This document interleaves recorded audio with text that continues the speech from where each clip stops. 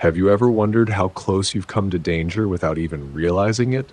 At Shivering Vault, we take you there, one story at a time. But before you drift off, consider liking this video, commenting where you're watching from and at what time, and subscribing to keep these chilling stories coming. Now, let's dive into these unsettling tales.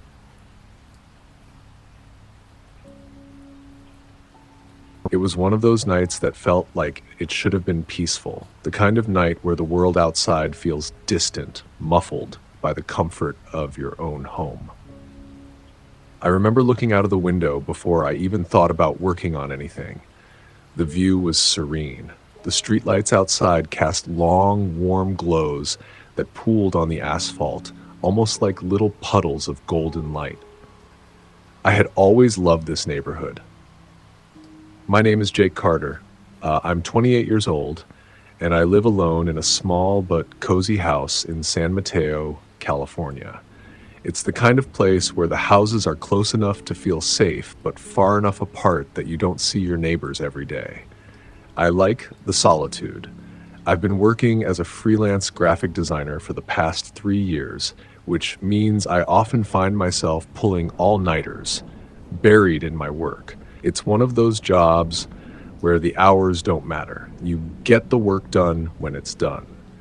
And that Friday night, I had one of those long, tedious projects that was going nowhere. The kind of job where you end up staring at the screen for hours, tweaking the same details over and over again, convincing yourself that it'll somehow look better. I'd been at it since late afternoon, and by the time I finished the project around 11:30 p.m., I felt both mentally and physically drained. The whole day felt like a blur of pixels and fonts. I needed a break, so I decided to wind down with a movie. I shuffled to the living room, my head heavy from staring at the screen for so long. The chill in the air made me wrap a thick blanket around my shoulders as I sank into the couch. It was one of those blankets that immediately warms you up when you pull it around you. I pulled the blanket a little tighter, trying to get comfortable, but the chill lingered in the air, almost like something was off. I clicked through the Netflix options, not really paying attention, and settled on some random thriller I didn't expect much from. The lights in the living room were dim, and I adjusted the pillow behind my head, settling in to let my thoughts drift. It was quiet, almost too quiet. The kind of silence that's almost too much to ignore. I must have dozed off because the next thing I remember, my eyes snapped open and I was staring at the dim glow of the TV screen, the opening credits flashing on repeat. I rubbed my eyes, trying to get my bearings. I was just starting to sink back into the couch when I heard it. A faint noise, a sound I couldn't immediately identify. It was distant, barely there at first, but my ears immediately picked it up. It wasn't like a knock or a bang. It was something else. It almost sounded like something dragging, like metal scraping against metal. I squinted at the TV for a moment, but I couldn't focus. The sound didn't go away. At first, I thought maybe it was just the wind outside, rustling against the trees or pushing a branch up against the window, or maybe a stray animal in the yard. We get raccoons sometimes, especially at night when they're looking for food. But then the sound persisted, stretching on longer than any wind or animal could ever manage. And it wasn't just a light rustling anymore. It was a scraping sound, deliberate and rhythmic. I set the remote down slowly, my heartbeat starting to race, not out of fear, but curiosity. The sound grew louder and sharper, as if something was being dragged across the floor in the garage. It was subtle, but I could tell it was real. It wasn't the wind, it wasn't a raccoon. It felt like someone or something was moving around out there. My heart skipped a beat, and I suddenly realized I wasn't alone. I sat there in the dark, frozen for a few moments, trying to rationalize it. It was just a branch, I told myself, or maybe the wind was pushing something against the side of the house. But there was something about the sound that felt too intentional, too controlled. A nagging feeling crept into my chest. I stared at the door leading into the garage, almost as if it had eyes that were watching me. That little voice in the back of my head that I usually ignored was now screaming at me to check it out. But I didn't want to. I didn't want to acknowledge the possibility that someone was out there, that something wasn't right. I wanted to convince myself that it was just the wind. I wanted to bury my head in the sand and pretend everything was normal. But then it came again. That scraping noise. This time it was louder. I slowly got up from the couch, my muscles tense. My socks slid across the hardwood floor as I moved toward the kitchen, where my phone rested on the counter. I grabbed it and checked the time. 11:45 p.m. I stared at the phone for a moment, almost as if the numbers would help me make sense of things, but it didn't. Then I heard it again, this time even closer. I couldn't ignore it anymore. The sound was too deliberate, too distinct. It wasn't just a random noise. Someone was definitely in my garage. My heartbeat kicked into high gear. I wasn't stupid. I knew what could happen in a situation like this. The thought of a break-in crossed my mind. I never thought it would happen to me. I live in a decent neighborhood, and most people around here are friendly. I've never had any problems before. But now, with every scrape, every movement in the garage, that nagging feeling grew stronger. I told myself I was being paranoid, that I was overthinking it, but I couldn't stop the growing dread creeping up my spine. I moved quickly, grabbing a flashlight from the drawer in the kitchen. The small beam of light felt inadequate as I stood there, holding it tightly in my hand, feeling like I was about to step into a situation I wasn't prepared for. I walked to the door leading into the garage, my feet silent against the floor as I approached. My body felt like it was moving in slow motion, as if each step was weighed down with uncertainty. The noise continued, faint, yet constant. There was something about it that made my gut twist with unease. I hesitated before I reached for the handle. I shouldn't do this, I thought to myself. I should just call the police and let them deal with it. But something told me I needed to know what was going on. It felt stupid to go out there, but I wasn't sure I could live with the anxiety of not knowing if someone was actually in my garage. Taking a deep breath, I turned the knob and slowly lifted the door just enough to peek through. The beam of the flashlight illuminated only a small portion of the dark garage, but nothing seemed to jump out at me immediately. There were boxes piled up against one wall, a few old pieces of furniture, a stack of tools on the workbench. Nothing out of the ordinary. I should have turned around right then. I should have closed the door, called the police, and waited for them to come. But the noise, that scraping sound, was growing louder again, and that was when I saw it. A movement in the shadows. A figure stepped forward, and my blood ran cold. I froze. My heart stopped. Every muscle in my body went stiff, like I was rooted to the spot. The flashlight trembled in my hand, the beam flickering slightly as I tried to focus on the figure that had just appeared from the shadows in the corner of the garage. It was a man, or at least it looked like a man. He was dressed in dark clothing, a black hoodie, a pair of dark jeans, and black shoes. His face was covered with a ski mask, the kind that leaves only the eyes exposed. The eyes were wide, darting back and forth, but they were cold. Cold in a way that sent a wave of nausea through my stomach. They weren't frantic, like someone caught in the act. They were calm, calculating. I didn't know what to do. My mind couldn't process what was happening fast enough. It was like a movie, like one of those cheap horror flicks that never seem to scare you, but suddenly in the middle of it, you're in a scene you never expected. The kind of scene where you don't know how to react because it's all happening too fast. For a second, I just stood there. We stared at each other. The man and me. I couldn't see much of his body, but his posture was rigid. He wasn't backing away, he wasn't running. He was standing still, his eyes locked on mine, like he was waiting for me to make the first move. For a second, everything went quiet. My pulse thundered in my ears as I stood there, trying to figure out if I should run, if I should scream, if I should fight. But before I could make any kind of decision, the man moved. He lunged at me with terrifying speed. My breath caught in my throat as he came crashing into me, his weight knocking me off balance.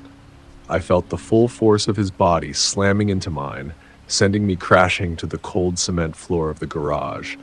The air was knocked out of me, and I couldn't breathe for a moment, panic flooding my chest. I tried to scramble back, but he was already on top of me, pinning me to the ground with unsettling strength. His hands were pressing down on my wrists, and I felt something cold and sharp digging into my skin, the blade of a knife. I could barely make out the shape of it in the dim light, but I could feel its edge as it grazed across my arm. The panic surged through me, flooding my entire body. I could taste the fear, feel it rising in my throat like bile. I struggled, tried to twist out of his grasp, but he was too strong. The man didn't say a word. Not a single sound came from behind that mask. He didn't need to speak. His intentions were clear from the moment he lunged at me. The knife came down again, aimed straight for my chest. I jerked back at the last possible second, my heart hammering as the blade missed, but it wasn't by much. I felt the whoosh of air as the knife sliced through the space where my body had been just a fraction of a second earlier. I managed to get my knees up and kicked with all my strength. It wasn't a perfect hit, but it was enough to make him lose his balance. He stumbled back, just far enough for me to move. My hands were still shaking, but the adrenaline had kicked in fully now. I was fighting for my life, and every ounce of fear I'd felt before had turned to pure survival instinct. I rolled to the side, managing to get onto my feet as the man took another step toward me, his eyes never leaving mine. The knife was still in his hand, glinting menacingly in the dim light. I knew if I didn't act fast, I wouldn't have another chance. Without thinking, I grabbed the nearest thing I could find, a heavy toolbox that had been sitting on the workbench nearby. It was made of metal, its edges sharp from years of use. I didn't care about the weight. I didn't care about anything except stopping this man from getting any closer. I swung it with all my strength, and the metal collided with the side of his shoulder with a sickening thud. He staggered back, and I could see the momentary shock in his eyes. It didn't knock him out, but it made him hesitate, just for a moment. That hesitation was all I needed. I bolted. I turned and ran, not looking back, not daring to look over my shoulder. My feet slipped on the concrete floor of the garage as I sprinted toward the door leading into the house. I could hear the man behind me, the sound of his footsteps pounding against the ground, but I didn't dare slow down. Every inch of my body was screaming at me to move faster to get away from him. I reached the door, my hand trembling as I grabbed the handle. I flung it open with force, almost slamming it against the wall. I slammed it shut behind me, heart pounding, my breath coming in ragged gasps. I didn't stop there. I quickly threw the deadbolt into place, making sure the door was secured. I couldn't let him get inside. I couldn't let him catch me. The house felt so much smaller now. The walls seemed to close in around me. I leaned against the door, listening for any sound, praying I didn't hear his footsteps coming closer. I couldn't hear him. I could only hear the frantic beating of my own heart as it threatened to burst out of my chest. I grabbed my phone from the counter, hands trembling uncontrollably as I tried to dial 911. It took me longer than it should have to dial the number. My mind was spinning, my thoughts a chaotic blur. But finally the phone clicked through, and a calm, professional voice answered on the other end. 911, what's your emergency? I couldn't catch my breath. I couldn't stop shaking, but somehow I managed to get the words out. There's someone in my garage. He tried to stab me. Please, you need to send someone. The voice on the other end didn't sound alarmed, but she was focused, direct. Stay inside, sir. Officers are on their way. We have your location. I didn't care if she was calm. I needed help. I needed to know that someone was coming, that I wasn't alone in this. I didn't hang up, though. I kept the phone pressed to my ear, trying to control my breathing, trying to stop the panic from taking over. I could still hear the man outside, hammering against the door. Bang! Bang! Bang! He was trying to break in. The sound of the banging against the door reverberated through my bones. It was like a war drum, each thud causing my heart to lurch in my chest. He wasn't going to stop. He couldn't. I could hear his muffled grunts as he tried to shove something against the door. Maybe his body, maybe something else, anything to break through. I could barely breathe. The room around me felt like it was shrinking, the walls pressing in, the air thick with tension. The flashlight still hung in my hand, its beam faint, like it had given up just as much as I had. Stay inside, the dispatcher had said. Help is on the way. But as the seconds ticked by, I wondered how much longer I could hold on. Every moment felt like an eternity. I could hear his breathing now, shallow but ragged. The man was still out there, and he was getting closer. I could hear him shift his weight against the door, testing it, feeling for any weakness. The deadbolt seemed so fragile now. The thin wood and cheap lock that had kept me safe for years suddenly felt like paper. I almost expected the door to shatter beneath the pressure of his force. I forced myself to stay still, to keep quiet. The last thing I wanted was for him to know where I was in the house. The silence was broken only by the pounding, but I could hear the faintest sound on the other side of the door, a scraping noise. It was coming from the direction of the garage. It was him, rummaging for something. I don't know what, but in that moment, I felt a wave of nausea roll through me. The man wasn't just some random intruder. This was deliberate. He knew what he was doing. He wasn't a simple thief. Then, just as my thoughts were starting to spiral, I heard the unmistakable sound of sirens, distant but growing louder. I felt a sliver of hope pierce through the fog of fear. The man outside must have heard it too, because the banging stopped. For a moment, everything was still. The air in the room felt thin, fragile. I could feel my heart beating in my throat, the adrenaline coursing through me, but I held my breath, waiting. Suddenly, I heard shouting. Voices, angry and urgent, coming from outside. The door rattled with the force of what I now realized were officers rushing to secure the area. I couldn't tell exactly what was happening, but the sound of footsteps, hurried and heavy, filled the silence. Then there was a crash, followed by shouting and the unmistakable clink of handcuffs. One of the officers, a woman, called out to me from outside the door. "Jake, are you inside? We need you to stay back." I wanted to yell out, to open the door and run into the arms of the police officers, but something held me back. I stayed quiet. I stayed as still as I could, feeling my body stiffen with exhaustion. Minutes passed, each one dragging out endlessly.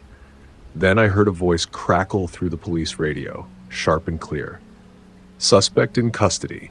He's down the block. Officers have him. No further threats." My mind barely had time to process what that meant when the front door of my house opened. 2 officers stepped inside, their guns drawn, eyes scanning the room. They saw me standing near the door, my hands still shaking as I held the phone to my ear. "You all right?" one of them asked, his voice surprisingly calm, considering the chaos outside. I nodded, not trusting myself to speak. I was too exhausted. Too shaken to say anything more than a soft, "I'm fine." Another officer appeared at the door to the garage, slowly opening it to check the area, ensuring it was safe. I could hear them talking to each other in low tones, confirming that the threat was over. A part of me wanted to ask them how they'd caught him so quickly, but I knew I was too rattled to focus on that right now. The officer who had spoken to me walked over and gently placed a hand on my shoulder. "You're safe now," he said, almost reassuringly. "We've got him. You did the right thing by calling us." I barely responded. My mind was still racing, replaying the moments that had just unfolded. It felt like a nightmare, something I'd read about or seen in movies. I couldn't understand how it had all happened so quickly. How had this man found his way into my life? How close had I come to losing everything? It took a while for everything to settle. The officers took my statement, asked me a few questions about what happened, but I could barely concentrate. They told me the man had been lurking around the neighborhood for a while. A few homes had been broken into recently, but nothing had escalated like this. No one had gotten hurt until now. They'd found evidence in his car, things he'd stolen from other homes. I felt sick knowing he'd been so close, that he'd been right there, just outside my door. As the officers wrapped up their investigation and cleared out of my house, I stood in the living room, feeling like I had just come back from the edge of a cliff. The adrenaline was still coursing through my body, but the shaking had stopped. The silence was deafening. I looked down at my arm.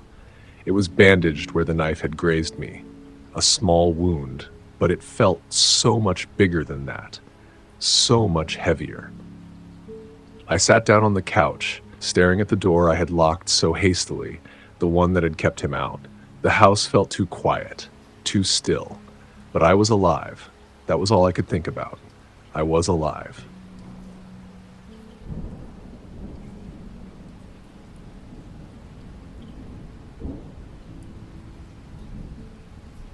It was one of those nights where everything felt normal. Maybe that's why I didn't expect anything to go wrong. I live alone in a small single-story house in a quiet neighborhood on the outskirts of California. It's one of those places where the streetlights hardly ever flicker and the air smells clean, nothing to make you feel uneasy, just your average suburban life. I work as a software engineer, so my days are filled with deadlines and endless lines of code. By the time I get home, I'm drained, mentally and physically. I've gotten used to the routine of coming home, cooking a quick dinner, and slumping down in front of the TV for a few hours before heading to bed. It was another typical night, nothing special. I didn't even think twice about it as I turned off the lights in the living room and made my way to the bedroom. It had been a long day, and I could already feel the weight of exhaustion in my muscles. I threw my phone on the nightstand and let my body collapse into the bed. The sheets were cool against my skin, and I felt the soothing embrace of the mattress as it took my weight. The dim light from the street outside filtered through the window, casting soft shadows on the walls. The hum of the fridge in the next room was the only sound that filled the house, steady and constant, a comfort in its monotony. I turned over to my side and pulled the blankets tightly around me. It was quiet, too quiet. But that's how it was every night. Nothing but the occasional gust of wind rattling the trees outside. I had gotten so used to the silence that I no longer noticed it. I closed my eyes, and within minutes I was asleep, drifting into the deep, peaceful slumber that comes after a long, exhausting day. The world outside seemed far away, and for a moment I felt safe, secure in my little house. But then I don't know exactly what happened, but something shifted. At first, I thought I was just having a bad dream. It's not uncommon for my mind to play tricks on me in the middle of the night, especially after a particularly stressful day at work. But this was different. I woke up abruptly, my chest tight with an unfamiliar sense of unease. I laid there for a moment, staring into the blackness of the room, listening intently. There was no sound. No creak of the floorboards, no wind outside, nothing. The house felt eerily still, the silence pressing down on me like a weight. It was the kind of silence that makes you feel like something is watching you, waiting. I tried to shake it off, telling myself that it was just my imagination. It was probably just the house settling. But then I felt it. A subtle shift in the atmosphere. The hairs on the back of my neck stood up as the feeling of being watched crawled down my spine. I was awake now, fully awake, and I couldn't ignore it any longer. Someone, was in the room with me. I don't know how I knew, but I just did. My heart began to pound in my chest, the quiet room amplifying the sound of my own heartbeat like a drum. I could feel my pulse in my throat, my breath becoming shallow. I slowly opened my eyes, letting them adjust to the darkness. The moonlight from outside filtered through the slats in the blinds, casting faint lines across the room. I squinted, trying to make out any movement, any shape. I told myself it was just a trick of the light, maybe a shadow from the tree outside swaying in the wind. But I couldn't shake the feeling that something was wrong. That's when I saw it. At the foot of my bed, there was a figure. It was so still, so unnatural that I froze. The figure was tall enough that I could barely make out the top of its head. It was almost like a shadow, the outline of a person, but darker, more than just dark. There was no shape, no form, just this long, looming silhouette standing completely still. It didn't move, didn't make a sound. For what felt like an eternity, I stared at it, my mind racing, trying to process what I was seeing. I tried to convince myself it was just a trick of the light again. Maybe it was a coat on the chair or a shadow of something outside. But no, it wasn't. I could feel the cold sweat begin to bead on my forehead. My heart pounded in my chest and my breathing became shallow, too quick. The air around me felt heavy, like the room had suddenly closed in on me. I blinked, trying to clear my vision, hoping that when I opened my eyes, the figure would be gone. But when I did, the shape was still there, standing in the exact same spot. I felt paralyzed. My body refused to move. I wanted to scream, to shout, but the words were stuck in my throat. I could only stare. I don't know how long I stayed like that. Minutes? Seconds? Time felt warped, like the universe had hit the pause button and everything around me had frozen. But eventually, I saw it. It moved. Just a small shift, a slight twitch of the figure's body, but enough to make my heart leap into my throat. I couldn't breathe. I couldn't move. The figure took a step. It wasn't a quick, jerky movement. It was slow, almost deliberate, as though it was savoring the fear it had instilled in me. And then another step. Closer. I could feel my stomach churn as it came nearer, the tension in the room so thick I could barely breathe. My instincts screamed at me to run, to get out of the bed and get out of the house, but I was paralyzed with fear. I could only lie there, my eyes fixed on the shadowy shape, my body frozen, hoping that it would somehow disappear, hoping that if I stayed perfectly still, whatever it was would just go away. But it didn't.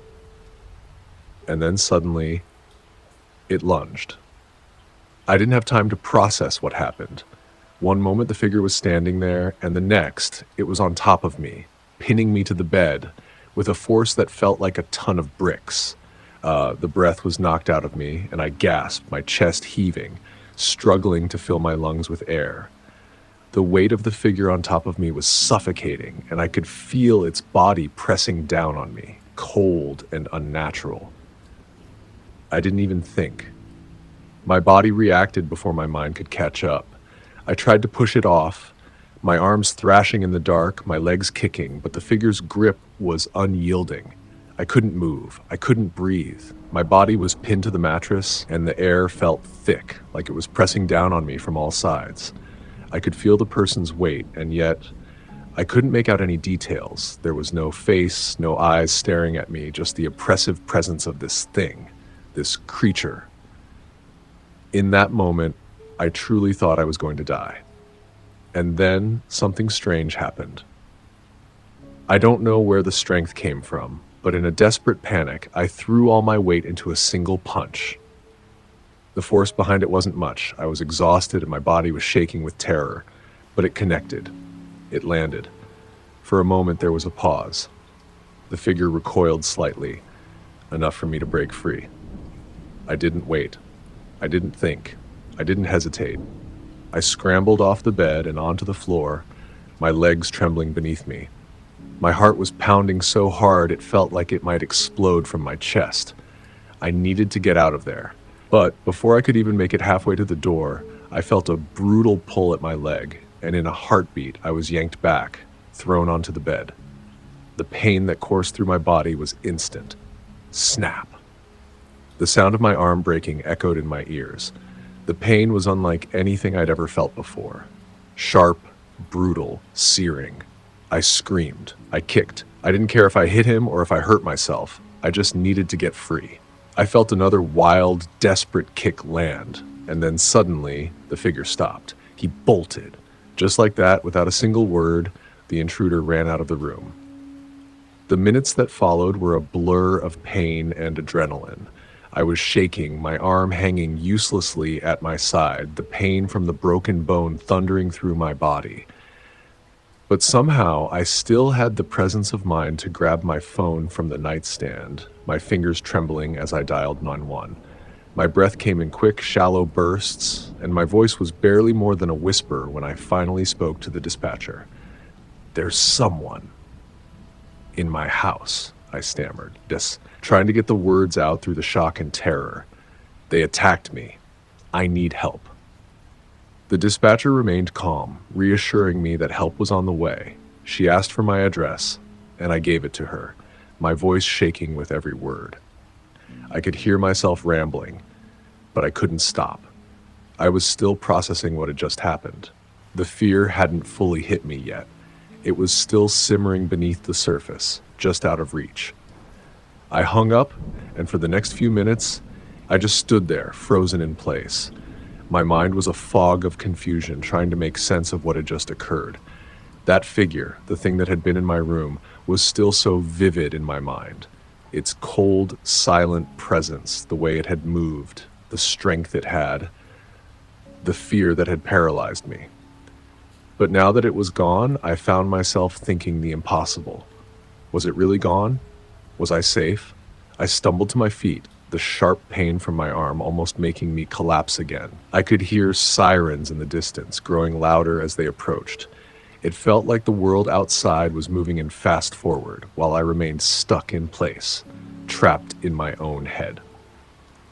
When the police arrived, I was in such a daze that I almost forgot about my arm entirely until one of the officers noticed. The pain was starting to spike, and I winced as I shifted, trying to stand and explain what had happened. The officer looked at my arm and immediately signaled to his partner to call an ambulance. "Sit down, stay calm," he said firmly. "You need medical attention. We'll take care of everything." I sat back down on the couch, my arm now throbbing intensely. The pain had become unbearable, a constant, sharp ache that I couldn't escape. The officer seemed more concerned with my injury than anything else. "They'll be here soon," the officer said as he took a statement from me. "Just stay with us until the paramedics arrive." The paramedics arrived shortly after, and they wasted no time getting me onto a stretcher and into the ambulance. One of them tried to stabilize my arm, while the other asked questions about how it happened. I could barely focus on what they were saying. My body felt disconnected, like I was floating outside of myself, watching everything happen from a distance. I was taken to the hospital, where doctors confirmed what I already knew. My arm was broken, badly. They'd have to reset the bone and put it in a cast. It was a blur of hospital lights, doctors' voices, and the sterile smell of antiseptic as I was patched up. I couldn't help but feel the weight of everything that had happened, the attack, the suddenness of it, and the violent force that had left me in this state. All I wanted was to go back to my house, to feel safe again, but that seemed impossible now. The police had done a sweep of my house and found muddy footprints leading from the back door to the yard. They mentioned a broken window in the back door, but that was all they could say. No sign of the intruder, just the trail he left behind. By the time they finished their investigation and I was discharged from the hospital, it felt like the world outside had kept going, and I was stuck, unable to move forward. I was physically in pain. Yes, but the mental strain was worse. My mind kept replaying that moment in the bedroom, the way he pinned me down with such ease, the feeling of helplessness. And then a few days later, I got the call from the police. "We've caught him," the officer said, his voice clipped and professional. "We found the man who attacked you. He's in custody. I let out a breath I didn't realize I had been holding. The relief that flooded through me was immediate, but it was tempered by something else: fear. I was grateful that the man was caught, but who was he? Why had he attacked me? Was this over, or was it just the beginning? The officer explained that the intruder had a criminal history and that he had recently been released from a psychiatric facility. Apparently, he had been on the run for several weeks, breaking into homes in the area. But what struck me the most was what the officer said next. He wasn't just breaking in to steal anything. He was attacking people. Violently. My stomach turned. The man who had attacked me wasn't just some random burglar. He was dangerous, and he had been targeting homes for far darker reasons than just theft. He was a predator. I felt a wave of nausea wash over me as I tried to process this new information. My mind kept going back to the way he had pinned me down, how strong he was, how easily he overpowered me. I had been lucky to escape with my life.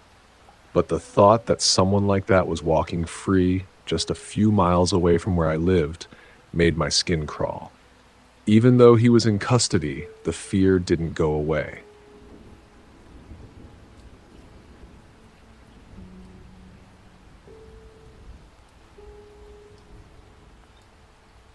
It was past midnight in the small, quiet Southern California neighborhood where I lived, one of those suburban areas where everyone knows everyone, and the only noise you usually hear at night is the occasional car passing by or the wind brushing through the trees. I had rented a small house near my college, not too big, but just enough for one person. At the time, all I cared about was getting through finals week. My textbooks were stacked high on the desk, papers scattered everywhere, the dim glow of the desk lamp my only company. I had been sitting there for hours, trying to cram as much knowledge as I could into my exhausted brain, and as the clock ticked over into the early hours of the morning, I was starting to feel that familiar weight of fatigue. The house was silent, the kind of silence that feels like it's pressing down on you from all sides. It was a silence that felt strange in its emptiness, almost as if the world outside had forgotten about me entirely. The only sounds I could hear were the occasional rustle of paper as I turned a page, the soft click of my pen against the notebook, and the steady hum of the refrigerator in the kitchen. In a place like this, in a town where everything seemed to settle into a quiet routine, it was easy to let your guard down. To forget that, in the middle of the night, things could still happen. I didn't realize how wrong I was. Then, without any warning, the light above me flickered. I didn't think much of it at first. It was just a flicker, probably a loose bulb or something. It had happened before, and I'd brushed it off. But then it happened again. The lamp flickered, then dimmed, and suddenly it went out completely. The room plunged into darkness. I blinked, trying to adjust to the sudden change. At first, I sat there, stunned. My mind tried to process what had just happened, but it took a few moments for me to realize the obvious. My lamp was dead. My first thought was a power outage, which made sense. But when I glanced out the window, I saw something that quickly shattered that assumption. The streetlights across the way were still shining brightly. The houses down the block still had their lights on. It wasn't a neighborhood-wide blackout. Someone had specifically cut the power to my house. The realization hit me like a bucket of ice water. I felt a chill run down my spine, and the calm, familiar sense of security I had always felt in this neighborhood evaporated in an instant. I had always thought of this place as a refuge, a peaceful sanctuary, but now it felt suddenly alien. I sat there in the dark for a moment, trying to convince myself that I was just overreacting, that it was all some strange coincidence. But then the unease slowly began to creep in. I looked around my small room, the shadows from the furniture stretching long across the floor, my books now mere silhouettes against the faint light seeping in through the window. The stillness in the house felt unnervingly thick, and I suddenly felt very small and vulnerable, as if the walls were closing in on me. I tried to push the feeling aside, but it only intensified. I told myself that everything would be fine, but then came the next sound. It was faint at first, barely noticeable. A soft rustling, followed by a subtle squeak. My heart skipped a beat.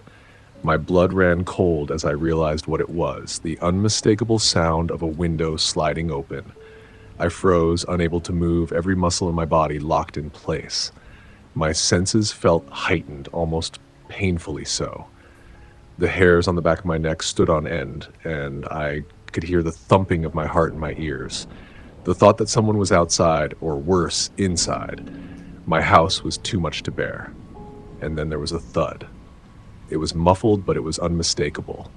The sound of something heavy hitting the floor, followed by a soft shuffle. Someone had just stepped inside. A wave of panic swept over me, but I tried to push it down. I had to think, I had to act, but I couldn't move. I couldn't make sense of anything in my mind. My thoughts were all jumbled. I thought about running, but where? The back door, the front door? I couldn't risk it. I knew I had to stay put, to remain as quiet as possible. And then came the worst sound of all, the slow, deliberate creak of a floorboard. It was so clear, so distinct, as if whoever was in my house was walking through it with the utmost care, aware of every spot where the wood might give beneath their weight. It was too precise, too calculated. This wasn't some random break-in. Whoever this was knew exactly what they were doing. This wasn't about theft, it was something more chilling. My breathing slowed almost to a stop as I listened for any other sounds. Each footstep seemed to echo in my head. They were getting closer, moving through the house, and it sounded like they were heading toward my bedroom. I wanted to move, to make a run for it, but I was frozen, paralyzed by fear. I barely dared to breathe. My mind raced as I tried to process everything. I wasn't sure if the person knew I was in the house or if they were just here to rob me, but I was too terrified to think straight. I knew I needed help. My phone, my lifeline, was across the room on my desk. My heart pounded as I debated whether I should risk running to get it. Then the realization hit me. The intruder could be right outside my door. The last thing I needed was to make any noise that would give away my position. I could feel the sweat beating on my forehead, my chest tight with anxiety, but I had to do it. I took a deep breath, trying to steady myself, and finally, I stood up. My bare feet barely made a sound on the floor as I moved toward my desk.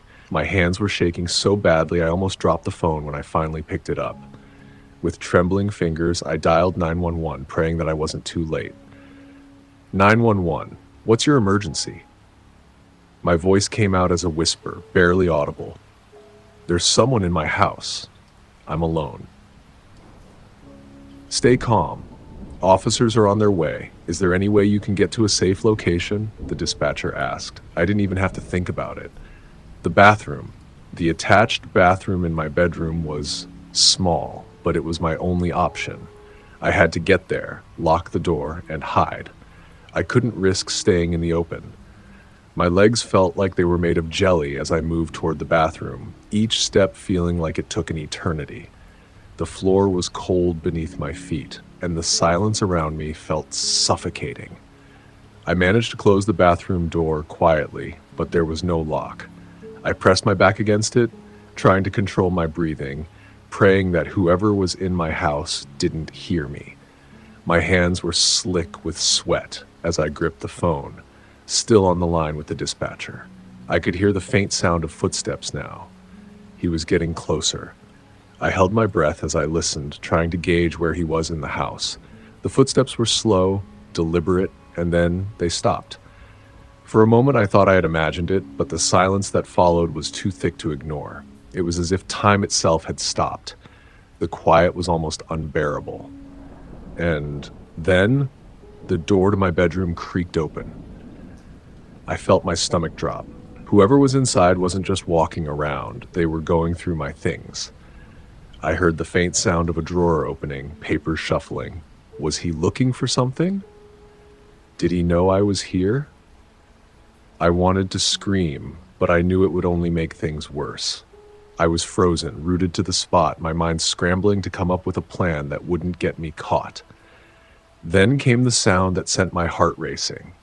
The bathroom door handle.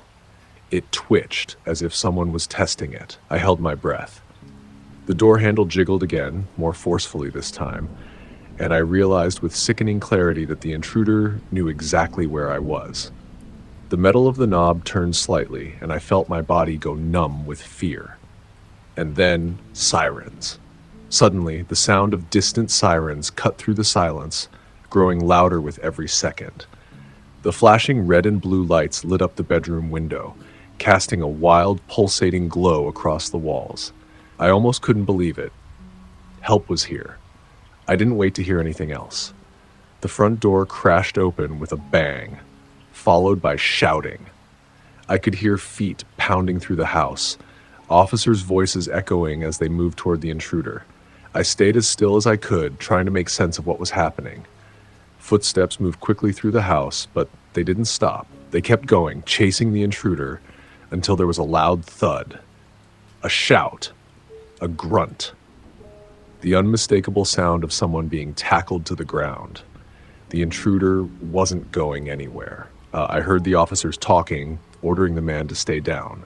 They were quick, too quick for him to get away. I felt a strange sense of relief wash over me, though I was still too scared to move, too shaken to think clearly. When the officers finally came into the bathroom to check on me, they were kind, but they didn't waste time. They asked if I was hurt, and I shook my head, barely able to speak. "No, I'm fine," I whispered, though my hands were still trembling.